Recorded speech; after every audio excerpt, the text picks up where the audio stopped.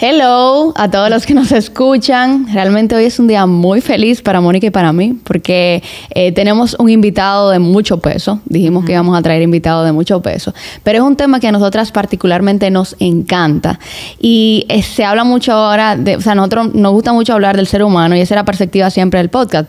Perspectivas, o sea, el ser humano de una forma integral. ¿Y qué mejor forma de hablar del ser humano de forma integral que con un médico integrativo? Por eso hemos traído al doctor Sadam Peña y vamos a hablar mucho de cómo el tema de la nutrición, la alimentación, el ejercicio, los hábitos saludables forman parte de este proceso del ser humano integral y cómo realmente eso se relaciona con nuestro bienestar emocional al final. Doctor, bienvenido a Mentes en Perspectiva. Cuéntenos quién es Sadam Peña. Bueno, Sadam Peña es un ser humano que desde, vamos a decirlo así, de etapas muy tempranas de la vida, tuvo una vocación de servicio. Yo era siempre el que, cuando preguntaban quién va a limpiar, quién va a recoger, quién quiere ayudar. Ahí estaba el doctor. Ahí estaba yo. Vengo, obviamente, de una familia donde mi mamá es médico, es ginecobstetra, y siempre estuve entonces envuelto en el ambiente de clínica y demás. Y vi a través de la medicina una oportunidad de servir a los demás y sobre todo de ayudar a las personas a tener calidad de vida. Algo que pude experimentar por mí mismo porque fui obeso gran parte de mi vida y a través de cambio de estilo de vida, alimentación, entrenamiento, no solo me cambió el cuerpo, cambió mi mente, cambió cómo yo manejaba las emociones porque he hecho un trabajo integral también con psicólogos, con todo un equipo de trabajo que he tenido a mi alrededor ayudándome, claro, guiado siempre por Dios y uno aquí obedeciendo y haciendo lo mejor que podemos cada día. ¿Qué es lo que hace un médico integrativo? Y perdón. Básicamente el médico integrativo, en lugar de indicarte un medicamento por cada síntoma, te hace un cambio de estilo de vida por cada síntoma. Wow, exactamente. Entonces, y al final les hacemos entender a los pacientes que los fármacos o medicamentos solo te compran tiempo en lo que tu estilo de vida hace el trabajo. Que nunca tú puedes tomarte el medicamento y esperar mágicamente que tu enfermedad se revierta o que tu síntoma desaparezca. Porque inmediatamente te lo quitan, el síntoma va a volver a aparecer si no hiciste el ajuste en tu agenda diaria que debiste haber hecho. Tú sabes que desde que comenzaste a hablar me acuerda a mí como paciente. Yo manejaba y manejo todavía, estoy en proceso todavía de transformar mi calidad de vida.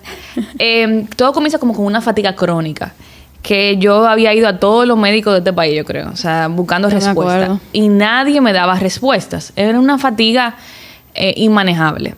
Bueno, hasta que comienzo a explorar la medicina funcional, la medicina integrativa. Y yo que debía haber algo más. Y mi frustración fue, yo necesito respuestas. Entonces ahí comienzo, leo, veo, comienzo a ver reels de doctores como usted, etcétera, etcétera.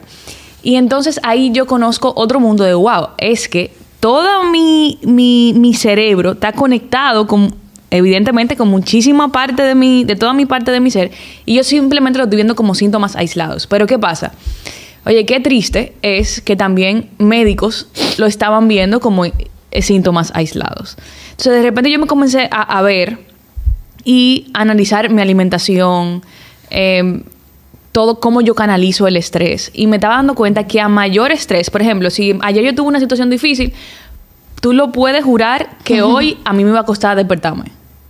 Pero yo lo sentía físicamente y todavía sigo en ese proceso. Entonces, por eso para mí es extremadamente importante que hablemos de esto, tanto como paciente, que lo soy, y como terapeuta, porque creo, y ahí comienzo con algo polémico, de que el terapeuta en la psicología clínica, que no se monte a este nuevo paradigma, nuevo para mí. A ver el ser humano de forma integral. De forma integral, yo creo que se va a quedar obsoleto. Todo médico, toda la persona que trabaja en el área de salud. Exactamente. Yo creo que sí. Claro, y mira, la medicina integrativa, como yo digo, no tiene nada de especial, nada de diferente a lo que son las bases y fundamentos de la medicina, como debe ser el médico. O sea, lo que pasa es que cuando tú pones en una balanza el hacer relativamente mucho dinero y el servir con calidad, obviamente todos los seres humanos se van a inclinar más por la balanza de ganar más cada día.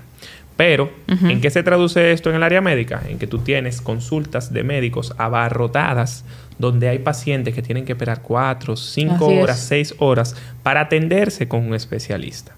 En cambio, si ese especialista baja un poquito más la agenda en cuanto a pacientes y ve solamente los pacientes que él puede atender, sentarse, escuchar atentamente, acompañar y educar, porque ya el paciente no es como un padre y un hijo, que era antes la relación médico-paciente, sino ahora somos como si fuéramos amigos relativamente, donde nos sentamos, hablamos qué tú sientes, yo te digo lo que yo pienso, tú me dices cómo funciona el tratamiento y vamos adaptando en el camino. Antes era el médico mandaba el tratamiento y el paciente solamente obedecía. ¿Y a qué llevó eso? A que muchos pacientes se sometían a tratamientos que resultaban ineficientes y por ende iban de médico en médico, que pasa muy frecuente. Llegan a mi consulta pacientes que han ido a 5 o 6 médicos y yo me siento, veo la analítica y encuentro algo que era obvio a los ojos y digo, pero ¿cómo va a ser que ese médico no se dio cuenta que el azúcar estaba alta o que la insulina estaba alta o que X o Y resultado estaba alterado? Y es simplemente por la falta de dedicación de tiempo a cada paciente que se sienta en tu consulta. Yo he tenido pacientes que duran hasta 3 horas sentados hablando conmigo. Entonces, eso hay que saberlo manejar, claro, porque 3 horas con un solo paciente, ¿verdad? Un poco fuerte, pero a veces es necesario. Y sobre todo... esa minuciosidad. Exacto, porque los detalles en la salud son importantes. Tú sabes que yo creo que hay una generación que ya... se va alejando un poco de ese enfoque paternalista, porque tú me preguntas a mí y yo me siento como un médico que ya me ha pasado que a través de su discurso atropella, o sea, como yo estoy percibiendo que no me está dedicando tiempo y te voy a ser sincera, yo no vuelvo. Entonces, sí, yo creo que hay una generación que ya les está interesando y está conectando con este nuevo enfoque y nuevo paradigma de ver el paciente de un abordaje como biopsicosocial integral. Exacto. Y eso es lo que está eligiendo. Ahora, comienza a hablarse de manera muy clara de que hay una relación directa entre el cerebro y el intestino.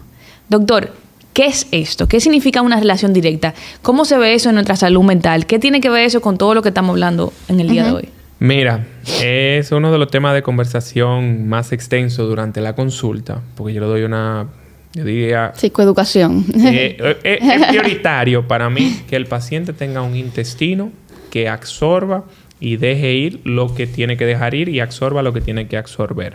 Y que no haya un sobrecrecimiento bacteriano, que en los últimos años se llama SIBO, que es simplemente que usted tiene parásitos, bacterias o virus en unas poblaciones excesivas que lo llevan a tener cierta sintomatología.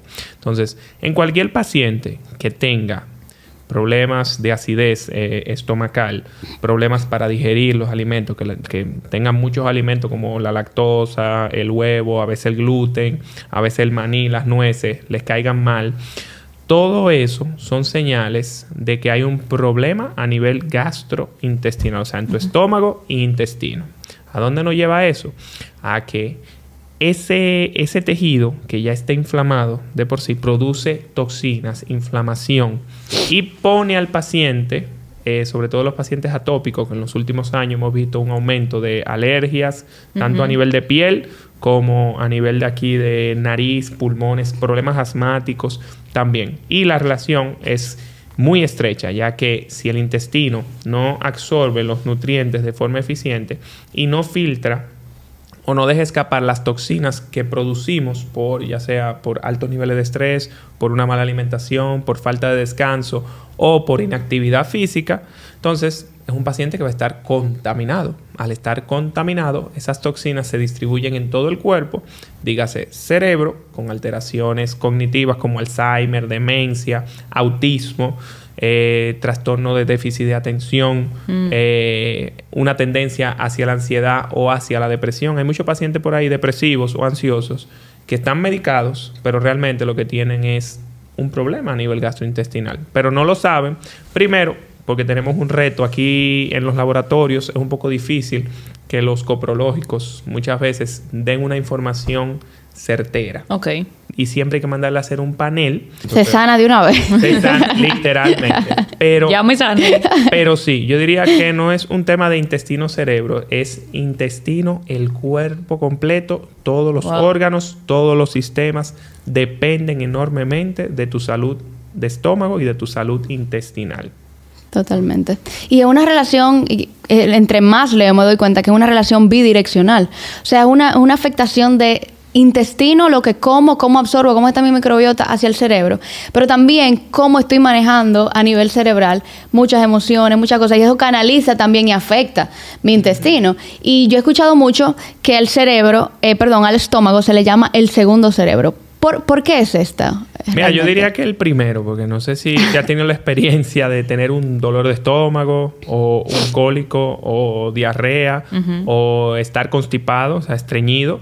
O sea, eso te nubla el pensamiento, tú no puedes dormir, no puedes hacer ejercicio y literalmente todo tu pensamiento está concentrado en si te dio un cólico y al baño, si tienes dolor de estómago, en cómo resolver ese dolor lo más rápido posible, porque no hay posición que tú estés cómodo.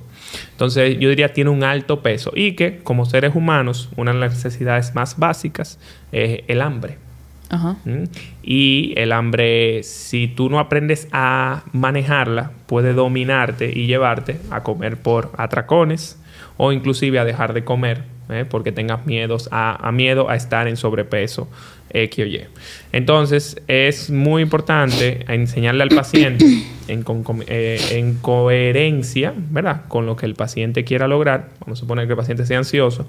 Hay que explicarle que aunque uno le ponga el tratamiento medicamentoso que se utiliza, ansiolíticos o cambio de estilo de vida y demás, tiene que hacer ese trabajo psicoemocional, porque al final esa es la causa. Y yo le digo a mis pacientes siempre, óyeme, no es que tú seas sinvergüenza, charlatán, irresponsable con tu trabajo, con tu familia, con los compromisos que tú tienes, pero tienes que saber que lo único que en tu trabajo, si tú no estás, van a buscar otra persona.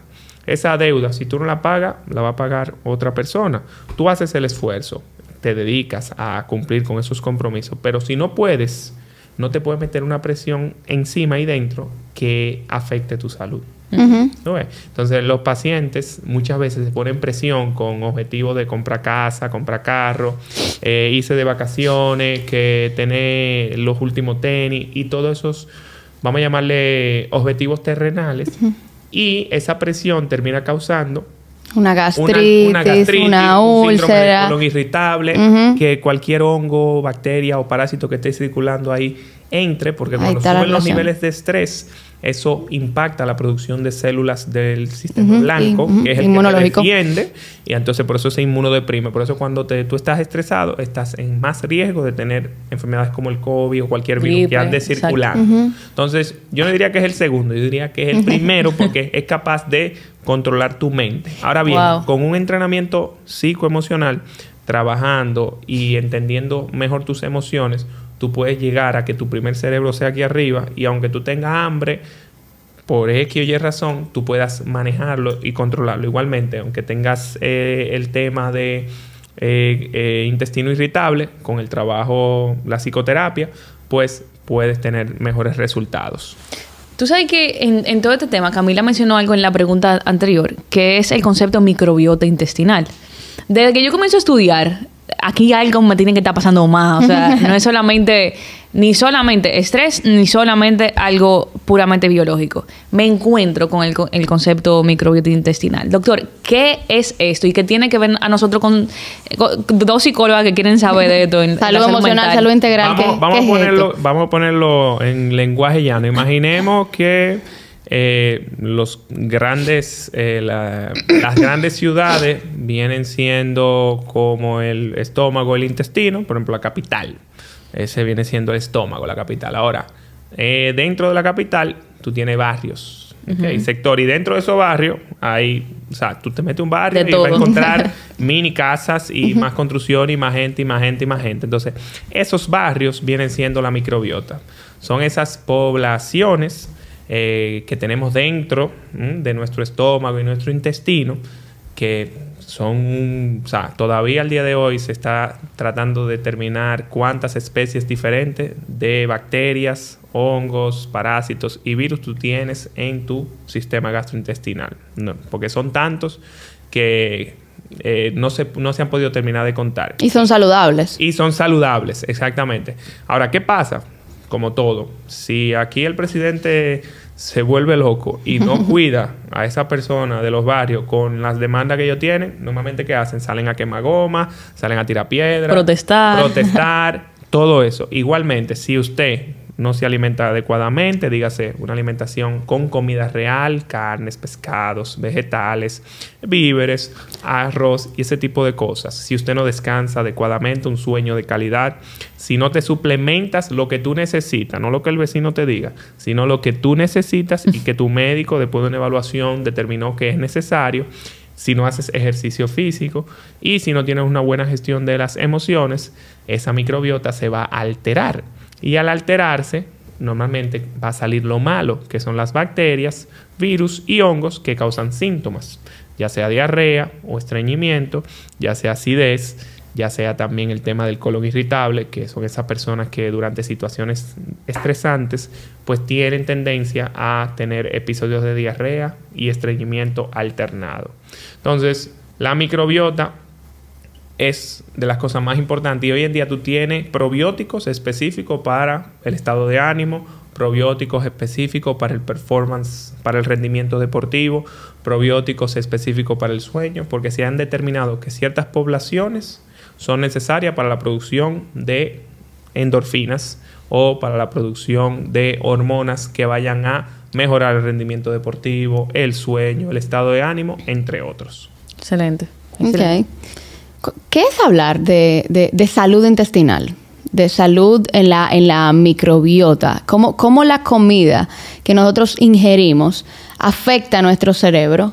Mira, como tal. Ahí entra el punto de que en Dominicana tenemos un dicho de que de algo hay que morirse, es solo un día, un chin no hace daño. Siempre nos decimos esas cosas cuando estamos a punto de consumir cosas que sabemos que no nos convienen para nuestra salud. Dígase comida chatarra, alcohol, drogas o cualquier otra cosa que sea de baja calidad. Pero ¿qué pasa? Inmediatamente tú ingieres una comida chatarra. Chatarra quiere decir que nutricionalmente hablando no aporta nada. A eso me refiero con comida chatarra. Ahí entran papitas, cadenas de comida rápida, comida frita en aceite procesado. Exactamente. Ay, Dios. Sí, es muy bueno relativamente. Pero si ahora mismo tú estás lidiando con alguna enfermedad, diabetes, cáncer, hipertensión, algún desorden del estado de ánimo o algún problema emocional que te cueste trabajar, no te conviene ingerir este tipo de cosas, porque una vez esto entra a tu sistema, produce mucha inflamación y de por sí, si tú no estás en óptimas condiciones de salud, eso quiere decir que va a producir el doble de inflamación y le va a costar el doble de tiempo a tu cuerpo desintoxicarse de toda esa comida. Mucha gente dice un trago de alcohol. Por ejemplo, un trago de alcohol tú duras alrededor de 24 horas metabolizándolo. Una persona sana. Ahora imagínate una persona con hígado graso, que es lo más frecuente hoy en día, fácilmente dura 2 días y hasta 3 días. Es así. Con ese alcohol circulando en sangre, sin poder absorber ningún nutriente. Entonces, un día no hace nada, el de me voy a dar un gusto hoy, es para personas que estén en óptimas condiciones de salud y que paguen el precio diario con su alimentación, su descanso, su suplementación, su entrenamiento, entre otras cosas. Y un día que te comas esa comida frita o esa comida chatarra, no va a pasar absolutamente nada. Pero si ahora mismo tus condiciones de salud no son las más óptimas, entonces no debes negociar la calidad del contenido que ves, ni que lees, ni la calidad del alimento que entra en tu boca. Porque esa alimentación entra y una vez dentro, ya tú no tienes forma de sacarlo. ¿Cuál sería la dieta ideal? La dieta ideal, como siempre digo a los pacientes, va a depender de tu estilo de vida. Mucha gente quiere buscar que si la dieta keto, que si low carb, que digo bajo carbohidrato, o cualquier otro método. Y en medicina todo depende del contexto y el criterio con que se aplique. Por ejemplo, en un atleta del Tour de France, ciclista, fácilmente esa persona come entre 8.000 a 10.000 calorías para su entrenamiento. ¿Pero por qué? Porque tiene un alto consumo durante esas competencias y necesita que sus músculos le respondan. Ahora, yo cojo esa misma dieta y se la pongo, por ejemplo, a mí, que estoy trabajando en un consultorio, tal vez entreno 1 hora al día, fácilmente desarrollo una diabetes o una pancreatitis por el exceso de alimentación. Entonces, para mí es malo o me hace mal, pero para ese atleta de alto rendimiento es adecuado por su nivel de actividad. Entonces, ideal va a depender de muchos factores. Igualmente, si es una persona lidiando con ansiedad, no puede someterse ni a ayuno intermitente ni a dietas bajas en carbohidratos. ¿Por qué? Porque una persona que está lidiando con ansiedad, si tú le quitas los carbohidratos o le pones a no comer durante el periodo del día, se puede triplicar los niveles de ansiedad y hacer un rebote y que comience a comer por atracones. Pero si en cambio tú desarrollas un plan de acuerdo a lo que tu cuerpo necesita, en base al peso, a tu nivel de actividad y la suplementación, pero de acuerdo a tu perfil, no habría ningún problema y sería ideal para ti. Excelente. Tú sabes que mientras te oigo, al final yo creo que todo se relaciona. No estoy diciendo que el 100%, pero sí nosotros como psicólogas, ver un paciente en un proceso depresivo, debemos contemplar ese proceso de inflamación. Ahora, también hemos oído en los últimos tiempos de que el azúcar es Satanás. Yo quiero saber tu opinión como un médico integrativo. ¿Qué piensas tú del azúcar y también qué piensas tú del gluten? Mira, igualmente, al igual que con la dieta ideal, o sea, eso va a depender de muchos factores. Yo no voy muy de la mano con llamar una cosa veneno o no veneno o que es mortal y demás, porque si te pones a analizar, por ejemplo, el gluten, antes nuestros abuelos, padres, inclusive los europeos, el consumo de gluten es mucho más elevado. Ahora es un gluten de calidad a base de masa madre. La masa madre es simplemente la masa que se utilizaba antes para hacer los panes y demás. Lo que pasa es que ahora, debido a la rapidez con que vamos en el mundo y el procesamiento de los alimentos, el gluten ha sufrido muchas modificaciones. Entonces, vuelvo y repito, si tú estás en óptimas condiciones de salud y cuidas tu estilo de vida o sea, tu cuerpo a través del ejercicio, tu mente a través de la visita a tu psicólogo, que yo siempre lo hago a nivel preventivo. Yo siempre le digo a los pacientes, mira, yo voy preventivo y cuando tengo alguna situación voy más frecuente, ¿verdad? Para tratar puntualmente ese punto. Pero no dejo de ir ningún mes porque como seres humanos tendemos a acumular las emociones y simplemente explotar. Y ya cuando explota es más difícil regresar al punto de, vamos a llamarle entre comillas, balance.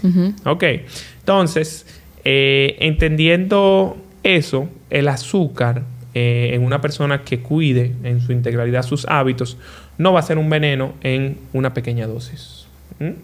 ¿Por qué? Porque todos tenemos un día que nos queremos comer un postre o un pedacito de bizcocho. Ahora el error es tú todas las semanas y todos los días estar, déjame coger bizcocho.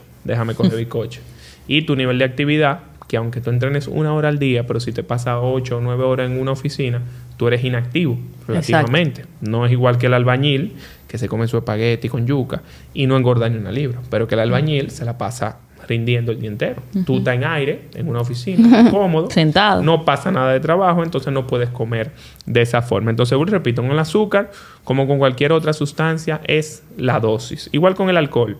O sea, no hay dosis saludable para el alcohol, pero entre beberte un trago 1 vez a la semana o 2 tragos 2 veces a la semana a beberte media botella 1 vez a la semana, hay una gran diferencia. Claro. Y el efecto es diferente. Pero si usted está lidiando con alguna enfermedad, no debería retirar el azúcar, el gluten, normalmente la lactosa también, y también la comida chatarra o cualquier producto de baja calidad. Porque no esta tendencia que hay a llamar las cosas como veneno, como mortal, como que no coma esto, no coma lo otro, tiene a la gente un poco, vamos a llamar así, con la duda, ¿qué voy a comer? Porque un día sale uno que el huevo es malo, otro día sale otro que la avena hace daño, que el arroz otro día que el arroz engorda, después que el alcohol... Que no coma carbohidratos de noche. Que no coma carbohidratos de noche. Entonces, si tú te llevas al final de todo eso, te vas a volver loco. Y tú tienes que entender que la persona que te está hablando es un ser humano.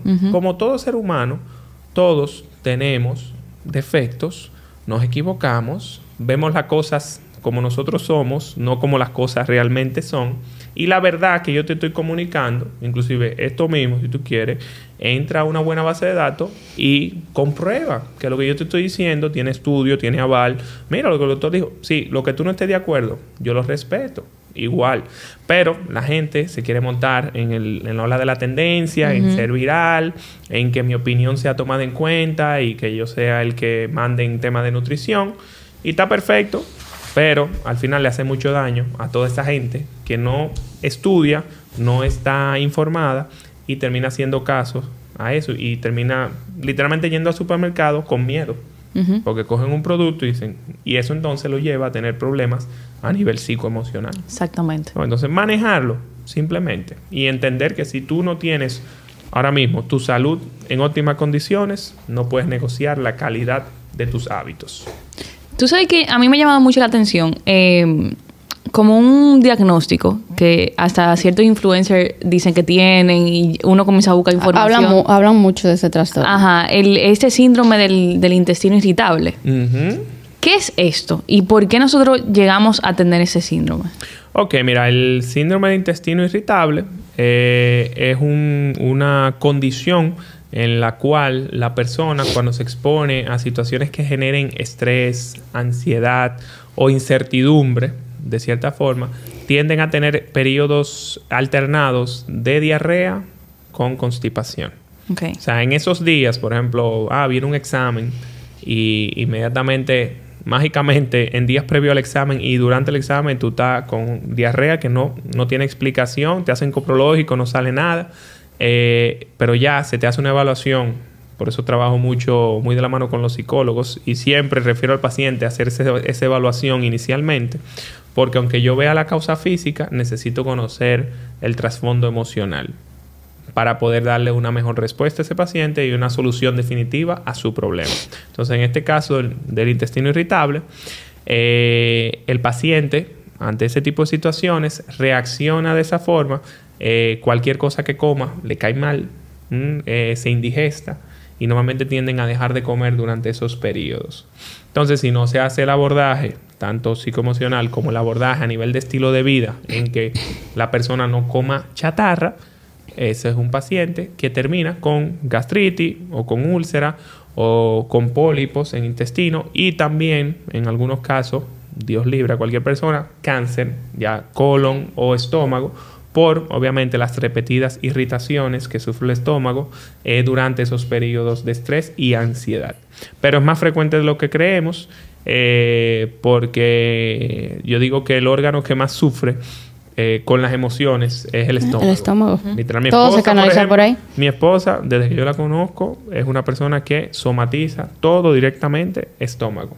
Dice, inclusive, ya sufre de gastritis, pero es por eso, porque cada vez que ella tiene estrés o tiene una situación que le causa un poco de incertidumbre, no se siente segura, el estómago se irrita y hay que volver a hacer la introducción de una alimentación X para mejorar, pero también se hace el trabajo emocional. Claro. Todo. Yo digo que abordar de forma integral va a poder dar respuesta a esa necesidad específicamente. Y de hecho, yo he leído que el IBS se considera un trastorno adaptativo del estrés. O sea, es una respuesta natural a un perfil ansioso. Así es. Y ahí que tú hablas del estrés, una de las mejores herramientas que tú tienes en tu día a día para aprender a gerenciar mejor el estrés es el entrenamiento.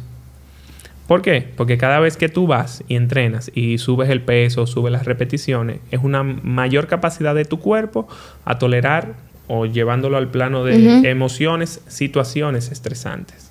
Por eso el entrenamiento es tan beneficioso para el ser humano, no solo para el cuerpo, sino para su mente y para sus emociones como tal.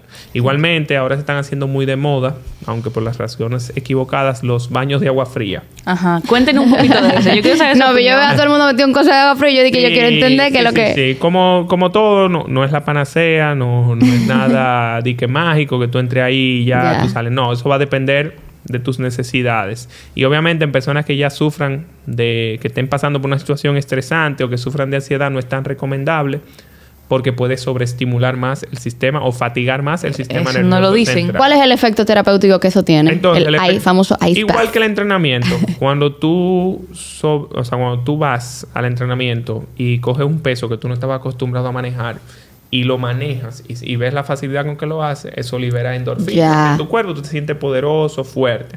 Igualmente, el baño de agua fría, claro, si es necesario e indicado para ti, si tú vas y lo haces, durante el proceso va a ser difícil porque es un agua. O sea, literalmente yo lo hice y es frío. O sea, es como meterse en un océano congelado, literalmente. Entonces, tú someterte ahí y aguantar 6, 5, 8... Y creo que hay un hombre que aguantó casi 2 horas, más o menos. Pero se le frizaron los órganos. Le dicen el Iceman a él, inclusive. Que fue el que desarrolló la parte de los baños fríos también. Entonces, luego que tú sales de ahí y tú ves que tú pudiste controlar tu respiración, tu mente, tu cuerpo. Ya eso libera te da una sensación de control. Como si fuera el entrenamiento. Ahora bien, todo va a depender de si tú estás lidiando con una ansiedad ahora mismo o estás muy estresado o eres un paciente que sufre de reacciones en la piel. No es lo más recomendable porque puede sobreestimular y llevarte a tener recaídas en ansiedad o a tener un síndrome, vamos a llamarle así, de burnout, casi mente. Porque ya tú estás agotado por el estrés que estás manejando, te agotas más y por ende terminas haciendo como el apagón que hace el cuerpo para protegerse. Entonces, por eso, le pido a la gente siempre, las cosas que tú veas, lee y busca varias opiniones. Porque siempre el que te lo está vendiendo te va a hablar de los beneficios. No te va a hablar de la parte, la particularidad de los detalles. Que es muy importante.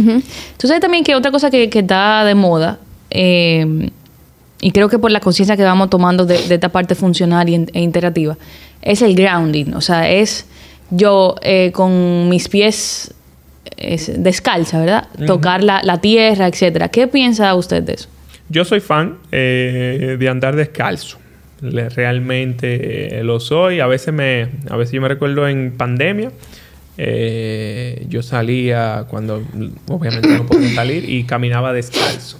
¿Qué pasa? El calzado, aunque es cómodo, se ve bien, normalmente tú te sientes que estás caminando en el aire, pero el estar caminando en el aire evita que tú estimules los receptores sensoriales de la planta del pie. Y todo eso es información que va al cerebro. Porque, ¿verdad? Esos receptores suben por el nervio, pasan por la columna, llegan aquí arriba y dan un feedback. ¿Tú ves? Entonces, el mantener el cerebro entretenido con las diferentes texturas, por ejemplo, tú coges este piso, camina aquí, después sale allá afuera, camina en piedra, después vamos a ponerlo como el ser humano primitivo, para que entiendan. Entonces, todo eso mantiene el cerebro más despierto. O sea, que tu enfoque en el momento presente va a estar aumentado y no va a estar tanto en el tema de que a veces uno anda muy pegado al celular. Como incrementar la conciencia que no tiene sobre el momento. Exactamente. Entonces, la hierba tiene la particularidad que es altamente estimulante. Entonces, causa en ti vamos a llamarle una liberación de endorfinas. Tú te sientes bien el caminar descalzo. Claro, para el que le gusta. Hay personas que ya por costumbre no le gusta ni poner el pie sin un zapato en este piso, ni siquiera, y eso se respeta. Pero el grounding y las investigaciones, que cada día salen más, gracias a Dios, apuntan a que es muy beneficioso para ese tema a nivel cerebral, para estimular. Es una estimulación y lo podemos ver en las técnicas que se utilizan con los bebés o los niños cuando están trabajando psicomotricidad, como los diferentes estímulos de las texturas, de la masilla, de la pintura, todo eso, cómo causa que el niño responda mucho mejor al tratamiento. Vamos a llamarle así, la misma teoría que se aplica al tema del grounding en sí. Exacto. Yo voy a hacer un cambio drástico de tema, porque a mí me causa mucha curiosidad. Obviamente, yo soy psicóloga y soy fan del neurodesarrollo, porque me encanta la parte del cerebro. Y yo he estado leyendo y he escuchado profesionales hablando de la relación directa, obviamente hablando del eje intestino-cerebro, de la relación directa que hay entre síntomas del autismo y la alimentación del niño con autismo. Que muchas veces la la dieta en la cual un niño tiene muchas veces crea esta neurotoxicidad que, vamos a decir, intensifica los síntomas del autismo. ¿Qué sabes de eso? ¿Qué relación hay entre una cosa y otra? Y si un niño con autismo sometido bajo una dieta realmente puede presentar alguna mejoría. Claro que sí. Por la sencilla razón de que en el intestino literalmente es que se absorben todas las vitaminas, nutrientes, minerales para la producción de las hormonas y neurotransmisores, que es donde básicamente están las deficiencias más importantes del niño autista en este caso, pero de cualquier persona con alguna alteración a nivel cognitivo, o sea, a nivel de cerebro. Entonces, una alimentación saludable va a garantizar que ese intestino, en vez de botar esos nutrientes, los reabsorba. Al reabsorberlo, por ende, se va a optimizar la producción de neurotransmisores como más del 70% de la serotonina del cuerpo completo se produce en el intestino. O sea que si el intestino está inflamado por una mala alimentación, la serotonina, que es una de las, vamos a llamarle así, de los neurotransmisores del placer, el bienestar, el descanso. Hay que entrar la relación con la depresión también. Y con el autismo, que a veces presentan un cuadro de hiperactividad. Entonces, con la serotonina en su nivel, tienen menos riesgo de tener crisis. Entonces, y eso se logra simplemente cuidando esa barrera del intestino, que es muy importante y que se afecta o cambia con una alimentación a base de comida chatarra o comida frita en aceites procesados también. Igualmente, es conveniente para ese tipo de pacientes que todas sus comidas sean de su casa. Que no coma en la calle. Aún, porque mucha gente me dice, no, doctor, yo no como en la calle, yo como en restaurante. Y digo, sí. Pero recuérdate que el restaurante es un negocio. Claro. Y como negocio, al fin, tienes que comprar tu paladar. Y para comprar tu paladar, tienes que caer cosas que aunque sean de mejor calidad que en un comedor genérico, pero sigue siendo, de todas formas, para ese tipo de paciente autista, un ataque severo a toda su microbiota y a su barrera. Igualmente, con una mala alimentación, el sistema inmune sufre mucho, porque también más del 60% de tu sistema inmune depende de un intestino que esté saludable. Por lo mismo, porque si no se absorben nutrientes, no vas a tener gasolina, como yo le digo, para producir las células que te van a defender de virus, bacterias o cualquier ataque externo. Okay. Entonces, y entendiendo que ya de por sí el niño o la persona autista maneja unos niveles de estrés elevados y el estrés genera cambio en la morfología ya de la membrana. Entonces, si tú tienes el estrés ya de fábrica por esa alteración a nivel cerebral, entonces eso, si tú lo sumas con una alimentación a base de chatarra, una bomba. Es una fórmula ganadora para triplicar las crisis, para que cada crisis sea peor y no haya mejoría aún haciendo lo que haya que hacer en el ámbito psicoemocional. Entonces, la alimentación, yo diría, es lo más importante en cualquier ámbito, ya sea que tú quieras el tema de los autistas, ya sea que tú quieras cambios en tu cuerpo a nivel de bajar porcentaje de grasa. El entrenamiento dura 1 hora. 1 hora, normalmente el entrenamiento. Después tú tienes 23 horas comiendo, ¿qué tú haces? Bebiendo y la gente cree que lo vayas a resolver todo en el gimnasio. Exacto. O que lo van a resolver con la pastillita. Exacto. Que tú le das la pastilla. Yo le digo, muchas veces, yo que trabajo con atletas de culturismo también, mucha gente me dice, no, porque los atletas utilizan las sustancias y ven los resultados. Y digo, no. El atleta utiliza la sustancia, pero lleva a el plan de alimentación, de suplementación y entrenamiento al pie de la letra, porque esa sustancia lo único que va a hacer es a multiplicar el efecto de tu estilo de vida. Si no hay estilo de vida y tú pones un medicamento, lo único que está haciendo es intoxicando al cuerpo, literalmente.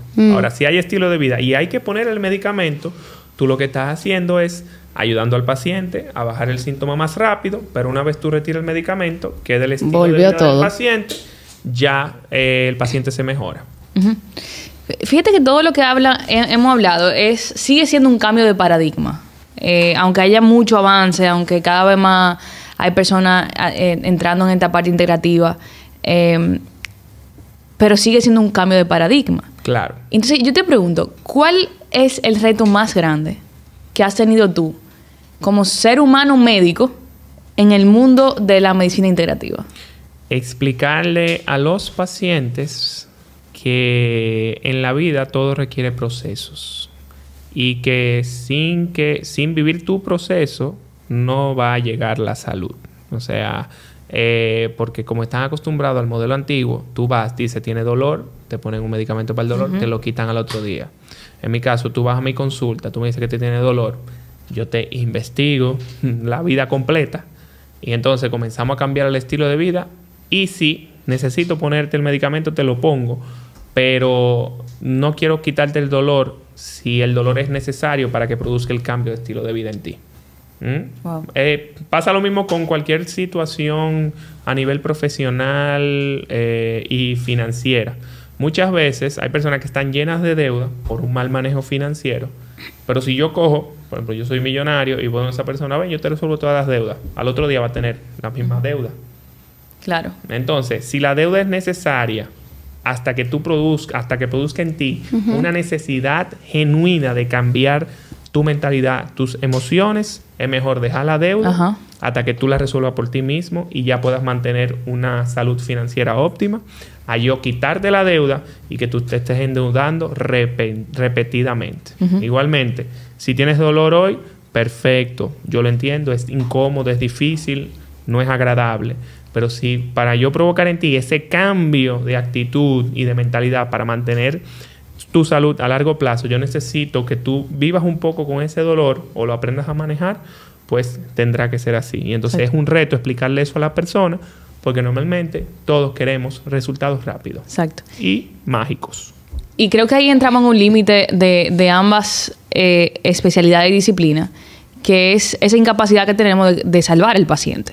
O sea, al final el médico, el psicólogo tiene toda la voluntad y el deseo de darte herramientas.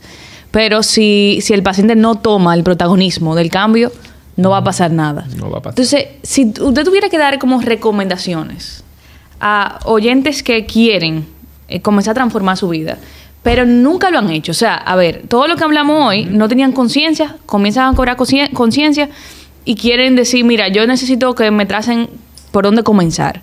¿Cuáles serían esas recomendaciones, doctor? Lo más importante es no quieras hacerlo todo de una vez. Pues yo siempre digo a los pacientes, yo no espero que tú hagas el plan perfecto, porque nadie lo va a hacer, somos seres humanos. Hoy es un día que yo pude hacer esto y salir de mi consulta, pero mañana puede ser que no pueda. Entonces no me debo sentir mal cuando las cosas no salgan como yo quiero que salgan. Exacto. Es decir, tú vas a tu médico, te hace tu chequeo, él te pone tu plan de, vamos a decir, tus recomendaciones de alimentación, tu tratamiento, tu plan de salud. Y tú al otro día comienzas poco a poco a mejorar paulatinamente. Es decir, por ejemplo, tú te bebías media botella a la semana de alcohol, entonces tú vas a bajar a menos de media botella. Y después, paulatinamente. No ser radicales, porque normalmente cuando somos radicales y nos vamos a los extremos, pasamos de un extremo no saludable a un extremo saludable, entonces pasa el rebote, porque no hay un proceso. Porque yo, por ejemplo, no llegué a comer con calidad y a dejar los dulces, que son mi debilidad, de la noche a la mañana. Ha sido un proceso yo diría para toda la vida, pero vamos a poner en contexto un poquito, 10 años. Wow. Constantemente, haciéndome consciente, cada vez que me daba un antojo de dulce, yo decía, ¿es hambre de dulce o es ansiedad o es una emoción reprimida que yo quiero comerme con el dulce? Entonces, eso fue poco a poco. Igualmente, aunque escuches muchas informaciones en las redes, no te puedes llevar de todo lo que digan. O sea, no puedes darlo como bueno y válido. Tú tienes que buscar varias opiniones y sobre todo hablarlo con tu médico de cabecera. Claro, si es una persona abierta. Si no, busca un médico que sea un poquito más abierto, que quiera conversar contigo, porque ya la relación médico-paciente no es como que el médico te dice algo y tú obedeces, no. Porque el tratamiento lo vas a llevar tú y si tú no eres proactivo de tu proceso de sanación, lamentablemente, lo único que tú vas a resolver es ir a otro médico, ir a otro médico y así sucesivamente. Entonces, tomarlo con calma, tener paciencia, no trabajar por un resultado visual, porque muchos inician o el principal motivo de consulta es, yo quiero bajar de peso o bajar de peso. Mira, es bien que tú quieras bajar de peso, estamos claros, pero al final, si tú no haces ese trabajo interno y desarrollas ese carácter y esa mentalidad, no lo vas a poder mantener. Entonces, enfócate en trabajar el interior primero, en que tú seas una persona de valor y de valores, ¿ok? Para que se produzca un resultado a largo plazo. Enfócate en largo plazo. No quieras 3 meses, 6 meses, 1 año. Porque después de que termine ese año, o de que una boda o Semana Santa, porque después que pase Semana Santa, tú vuelves a tu estilo de vida antiguo y vuelve y pasa las mismas situaciones. Exactamente. Entonces, despacio, con calma, no de un día para otro. Todo requiere procesos, nada es mágico. Y no hay nada, o sea, en este plano terrenal no hay un alimento, un medicamento o cualquier otra sustancia que sea mágica. Todo es un complemento, donde tú tienes la parte de que cuidas tu cuerpo con tu ejercicio y tu alimentación, tu mente, yendo al especialista apropiado y haciendo el trabajo que se te indica, y tus emociones que impactan tu salud. O sea, que si tú flaqueas en uno de esos 3 puntos, lamentablemente todo afecta. Todo se va a ver afectado. Por Totalmente. Más bien que hagas alimentación, entrenamiento y suplementación. Exacto. Increíble. La verdad es que hemos abierto una conversación interesante. Yo creo que el punto de este episodio, como la meta de este episodio, creo que puede ser ese nivel de conciencia, de comenzarnos a ver, no comenzar a ver el problema, sino realmente de forma integral cómo puedo abordar este problema, siempre sabiendo que si solamente abordo una pata, las otras patas de la mesa van a estar muy flojas. Sí, y entender que el problema normalmente responde a una consecuencia de un hábito o de un comportamiento o del estilo de vida en general. Entonces, en vez de ver el problema, o sea, de que, conchole, tengo el azúcar alta, por ponerte un ejemplo, tú te sientas en tu agenda y tú escribes todo lo que tú comes en un día, si tú haces ejercicio o no, si tú te expresas a nivel de tus emociones, cómo tú te sientes tú como persona, cómo tú estás durmiendo, y después tú vas donde el médico y le dices todo eso, y tú vas a ver en esa agenda que tú hiciste de ese día cómo tú estás contribuyendo a ese problema que tú te estás quejando. Exactamente. Autoconciencia. Totalmente. Sí. Doctor, si alguien quiere una cita con usted, hablar más de este tema, ¿dónde puede conseguirlo? Bueno, estamos en las redes sociales, @dr.saadam con doble D y M al final, .pena. Ahí tratamos de subir contenido de valor. Muy bueno, información que ayude a despertar conciencia y a tu iniciar tu proceso de salud y que puedas aplicar en tu día a día. Y igualmente a través de número de teléfono, o sea, de WhatsApp, el 829-284-4643. Perfecto. Ahí estamos a la orden. Tratamos de servir. Trabajamos por citas reales. ¿Sí? A las 3 de la tarde. A las 3 de la tarde usted... Es importante. Dios mediante, salvo si me toca uno de esos pacientes que a veces tengo que extenderme un poquito, pero trato de que no sea así y respetar el tiempo de cada quien. Excelente. Buenísimo. Excelente. Doctor, gracias por su tiempo, por muchísimas su sabiduría, gracias, por su conocimiento. Yo creo que lo que queda es de aquí seguir trabajando en equipo. Y eso a mí me encanta cada vez que yo puedo conocer a una persona que nos enriquezca hasta para el referimiento, porque uno se ve en la consulta que tú exploras historia clínica, que o el paciente viene con una serie de síntomas que tú dices, es que no es solamente psicológico. Entonces, encontrar como un equipo, como si estuviésemos creando como un ejército ahí para hacer cambios, de personas que tienen la misma intención, para nosotros es un regalo de Dios. Así es. Y bueno, entonces nos queda seguir para adelante, transformando este nuevo paradigma, esa nueva realidad que viene desde hace mucho, pero yo creo que, como lo decía ahorita, los profesionales de la salud estamos asumiéndolo con peso. Sí, lo que pasa es que antes recuérdate, el médico era parte de la familia. El médico literalmente a veces vivía con la familia antes, y obviamente eso se ha ido perdiendo hasta el punto de que hoy hemos deshumanizado la medicina y nos ha llevado al sistema actual que tenemos, donde responde, escuchamos un síntoma, medicamos, bye. Exactamente. O te internan, te operan, bye. No hay un proceso de educación, no hay un proceso de seguimiento de ese paciente. Y nosotros admiramos ante el médico que nos hablaba fuerte y nos daba una receta y decía todo lo que tú tienes que hacer. No, ese médico sabe. O sea, ya, como yo decía al principio, ya no. O sea, espérate, búscame la raíz, ayúdame. Exactamente. Pásate tiempo conmigo, de calidad. 15 minutos conmigo, qué raro está esto. O sea, todo hemos cambiado. Gracias a Dios. Como pacientes y los profesionales de la salud estamos cambiando, gracias a Dios. Sí. Entonces, el doctor ya dio todos sus contactos. Yo realmente los invito y nos invito a apelar, o sea, a buscar este tipo de conocimiento de médicos que te ven, y me voy a quedar con esa frase, te ven, o sea, te escuchan, miran el ser más allá que simplemente un organismo puro, así, biológico. Entonces, nada, yo creo que esta temporada ha sido muy buena, muy integral. Totalmente. Fíjate que al final hemos hablado de paternidad, de y todo llega al mismo sitio. Y todo llega al mismo sitio, a las raíces. Y nada, que también los psicólogos que nos están viendo, los profesionales de la salud, ojalá se inspiren a crear equipos. Y uno de esos equipos sea un médico funcional interactivo que pueda ayudarnos a ver hasta los trastornos anímicos de ansiedad, depresión. Un ojo diferente. Con un ojo diferente. Nos vemos y seguimos en Bye, sintonía. Bye. Bye.